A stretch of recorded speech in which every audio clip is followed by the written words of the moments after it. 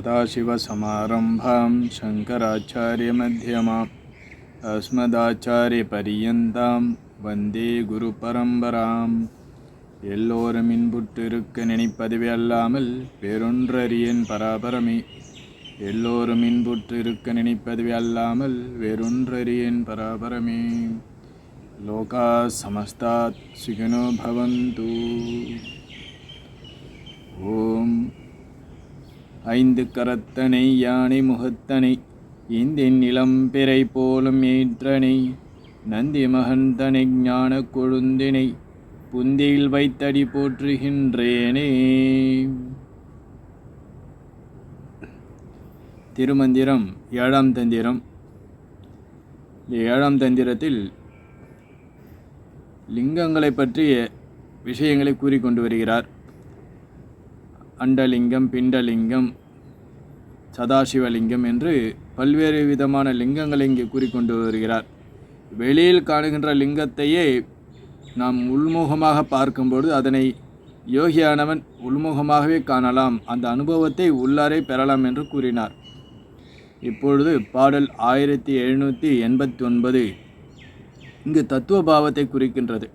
ஐக்கியத்தை பற்றி விளக்குகிறார்.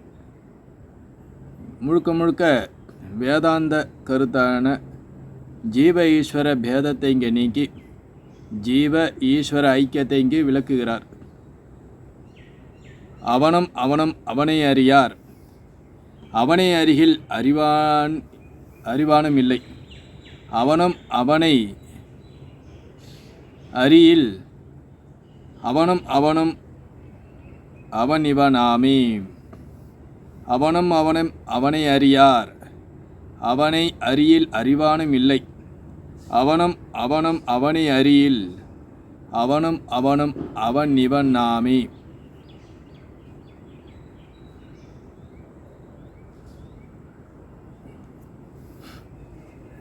மிகவும் அருமையான பாடல்.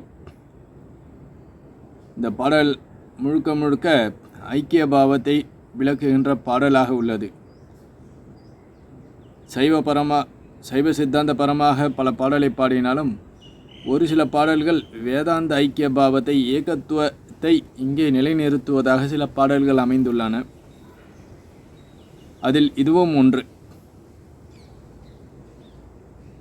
வேத வாக்கியமான தத்துவமசி, அதுவாகவே நீ இருக்கின்றாய் என்ற அந்த பாவத்தை, அந்த ஐக்கிய வாக்கியத்தை இங்கு விளக்குகிறார். அவனும் அவனும் அவனை அறியார். அவன் என்பது இங்கு ஜீவன்.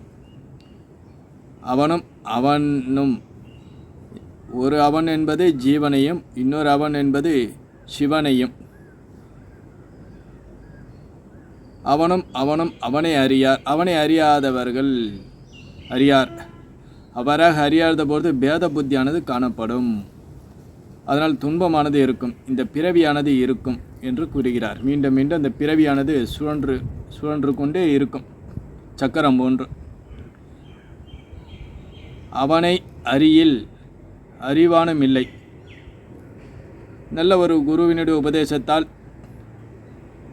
அறிந்து கொள்பவன் அந்த சிவனையும் ஜீவனுடைய தத்துவத்தையும் சிவ தத்துவத்தையும் எவன் ஒருவன் அறிந்து கொள்கின்றானோ அப்பொழுது அறிபவன் வேறு, அறியப்படும் பொருள் என்பது வேறு. நான் என்னுடைய உடலை அறிகின்றேன், நான் புஸ்தகத்தை பார்க்கின்றேன், நான் அறிபவன், அது அறியப்படும் பொருள். நான் மரங்களை பார்க்கின்றேன், மரங்கள் அறியப்படும் பொருள், நான் அறிபவன். அதுபோன்று இந்த உடல், இது என்னுடைய உடல், இந்த உடல் அறியப்படும் பொருளாக இருக்கின்றது, நான் அறிபவனாக இருக்கின்றேன். என்னுடைய மனம் அறியப்படும் பொருளாக இருக்கிறது, நான் அறிபவனாக இருக்கின்றேன். மனம், இந்திரியங்கள் அனைத்தையும் நான் அறிபவனாக இருக்கின்றேன், அறியப்படும் பொருளாக இருக்கின்றது இவையெல்லாம். நான் வேறு, இவைகளெல்லாம் வேறு என்ற அந்த தத்துவ பாவமானது இங்கு காட்டப்படுகிறது. அவ்வாறாக அறிந்து கொண்டால் இந்த ஜீவன் என்பவன் அவித்யா அறியாமையுடன் கூடியவன் ஜீவன். ஈஸ்வரன் என்பவன் மாயையுடன் கூடியவன். இந்த மாயையையும் ஈஸ்வரனிடமிருந்து மாயா என்ற தத்துவத்தை நீக்கிவிட்டால் இருப்பது சித் ஸ்வரூபம். அதே மாதிரி ஜீவனிடத்திலும் அறியாமை என்ற அந்த பாவத்தை நீக்கிவிட்டால் இருப்பது சித் ஸ்வரூபம், அறிவு ஸ்வரூபம். இந்த இரண்டிலுமே பேதமானது இல்லை, அனைத்தும் ஒன்று என்ற ஒரு மகா தத்துவத்தை, ஐக்கிய பாவத்தை இங்கு விளக்குகிறார். அவ்வாறாக அறிபவனும் அவனை அறிகினில் அறிவானும் இல்லை. அங்கு பேதம் என்பது இருந்தால்தான் அறிபவன் அறியப்படும் பொருள் என்று இருக்கும். அங்கு பேதமே இல்லாத பட்சத்தில் அறிபவன் அறியப்படும் பொருள் என்ற வேற்றுமை இருமை என்பது அங்கு கிடையாது என்று கூறுகிறார். மேலும் அவனை அறியில், அந்த ஜீவனும் சிவனும் அவராக அறியும் பட்சத்தில் அவன் இவனாமே, அந்த அவன்தான் இவனாக, இதுதான் ஐக்கிய பாவம். அந்த சிவனே இந்த ஜீவனாகவே இருக்கின்றார். இந்த ஜீவனே இந்த சிவனாகவும் இருக்கின்றார். இங்கே ஜீவன் வேறு சிவன் வேறு என்ற பேதமானது இல்லை. இருப்பது அனைத்திலும் இருப்பது சர்வமீதம் ஈஸ்வரம். அனைத்துமே ஈஸ்வரன் தான், சிவன் தான் இந்த உலகமாக காட்சியளிக்கின்றார். அந்த சிவன் தான் நமது பார்க்கப்படுகின்ற அந்த உலகமாக நமக்கு காட்சியளிக்கின்றார். அனைத்துமே சிவன் ஸ்வரூபம், அனைத்துமே ஈஸ்வர ஸ்வரூபம். இந்த ஜெகத்தை ஈஸ்வர ஸ்வரூபம். சென்ற பாடலில் இந்த உடலே சிவலிங்கம் என்று கூறினார். நாம் பார்க்கின்ற அனைத்துமே சிவலிங்கம் என்று கூறினார். இங்கு ஐக்கிய பாவத்தை கூறி அனைத்தையும் சிவன் ஒருவன் தான் இருக்கின்றான். அவனே பேத புத்தியால், அறியாமையால் நான் வேறு இந்த உலகம் வேறு என்று நினைக்கின்றான் என்ற ஒரு ஐக்கிய பாவத்தை கூறுகிறார். இதே பாடலை பல்வேறு முன்னரே கூறியிருந்தார். சிவனார் என்ன சிவனார் என்ன வேறில்லை, சிவனாரை அறிகிலார், சிவனாரை அறிந்த பின் சிவனார் ஆயிட்டிருப்பரே என்று கூறினார். அதே பாடலை இங்கே வேறு விதமாக கூறுகிறார். அவனை அறிகிலார், அவனை அருகில் அறிவானும் இல்லை. அவனை அறியில் அவன் இவன் நாமே என்று அருமையாக விளக்குகிறார். பற்றில்லாமல் இந்த உலகத்தில் காரியங்களை செய்யும்பொழுது, பிரதிபலனை எதிர்பார்க்காமல் பிறருக்கு நாம் உதவிகளை செய்யும்பொழுது, அதனால் நமது மனமானது தூய்மை அடைகிறது. தூய்மை அடைந்த மனதினால்தான் இத்தகைய விஷயங்களை புரிந்து கொள்வதற்கான பக்குவமானது ஏற்படும். அதுவரைக்கும் நாம் இவற்றையெல்லாம் நாம் கிண்டல் செய்து கொண்டும் கிரிட்டிசைஸ் பண்ணி கொண்டும் நாம் இருப்போம். ஆக மனம் தூய்மை அடைந்தால்தான் இந்த விஷயங்களில் நமக்கு ஆர்வமானது ஏற்படும். அந்த மனம் எவராக தூய்மை அடையும் என்றால் அதற்கு கிரியை சரியை போன்ற வேலைகளை ஈடுபட வேண்டும். யாத்திரைகள் செல்வது, விரதங்கள் அனுஷ்டிப்பது, இது மாதிரியான கிரியைகளையும் ஈஸ்வர பூஜைகளில் ஈடுபடுவது போன்ற செயல்களில் தியானம், யோகம், இந்த மாதிரி விஷயங்களில் ஈடுபட்டால்தான் மனமானது பக்குவம் அடையும். பக்குவம் அடையாத வரை இந்த விஷயங்கள் நமக்கு புரியாது. ஆகவே பற்றில்லாமல் இந்த உலகத்தில் நாம் விஷயங்களை செய்ய வேண்டும்.